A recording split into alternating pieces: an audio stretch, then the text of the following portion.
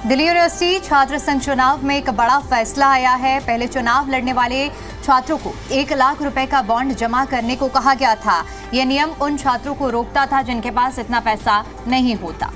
इस बॉन्ड का मकसद था कि अगर कोई छात्र यूनिवर्सिटी को नुकसान पहुंचाया या फिर नियम तोड़ता है तो उस पैसे से उस पर जुर्माना वसूला जा सके। लेकिन इस नियम को लेकर आम आदमी पार्टी के छात्र संगठन ने हाईकोर्ट का रुख किया।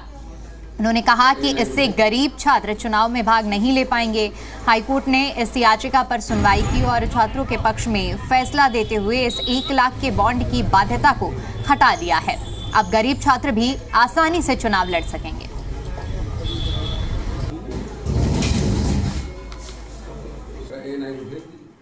दिल्ली विश्वविद्यालय में दूसरा चुनाव लड़ने के लिए पहले प्रत्याशियों को 1 लाख रुपए का बॉन्ड जमा कराने की बात दिल्ली यूनिवर्सिटी की तरफ से कही गई थी, जिसको लेकर एक कमेटी पिछले चुनाव में बनाई गई थी।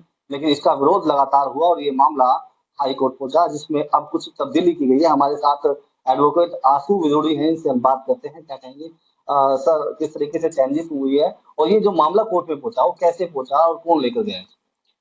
देखिए, पिछले साल कुछ घटनाएं हुई थी जिसमें छात्र संघ के चुनाव के दौरान कुछ डिफेसमेंट ऑफ पब्लिक प्रॉपर्टी देखने को मिली थी, जिसका संज्ञान हाईकोर्ट ने भी लिया था और जो छात्र संघ का चुनाव है उसकी काउंटिंग पे स्टे लगा दिया गया था।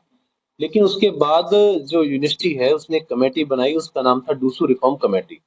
उस कमेटी ने कुछ सुझाव दिए यूनिवर्सिटी को, जिसमें से कुछ एक सुझाव ये भी था कि जो प्रत्याशी चुनाव लड़ना चाहता है उससे 1 लाख रुपए का एक बॉन्ड लिया जाए। इसी कमेटी के सुझाव को अमल में लाते हुए यूनिवर्सिटी ने एक नोटिफिकेशन अगस्त के महीने में निकाला, जिसमें उन्होंने यूनिवर्सिटी ने कहा कि जो भी प्रत्याशी चुनाव लड़ेगा उसे 1 लाख रुपए का बॉन्ड एग्जीक्यूट करना होगा, चाहे वो कॉलेज का चुनाव लड़े चाहे वो यूनिवर्सिटी के छात्र संघ का चुनाव लड़े। ये नियम एक गैर बराबरी का नियम था, जिससे गरीब और अमीर छात्रों के बीच में भेदभाव जैसी बात दिखाई पड़ रही थी। क्योंकि अगर किसी सामान्य परिवार का बच्चा जो चुनाव लड़ना चाहेगा वो 1 लाख रुपए कहाँ से जुटाएगा, वो चुनाव कैसे लड़ेगा? तो एक भेदभावपूर्ण रवैया था। इसका सभी राजनीतिक दलों ने विरोध किया और खास तौर पर आम आदमी पार्टी की छात्र संघ एएसएपी ने इसका विरोध किया और एएसएपी ने इसके विरोध में पत्र भी यूनिवर्सिटी को लिखा, प्रेस कॉन्फ्रेंस भी करी और एएसएपी ने फिर इसी मामले में माननीय उच्च न्यायालय दिल्ली हाईकोर्ट का रुख किया और दिल्ली हाईकोर्ट के समक्ष इसको चुनौती दी।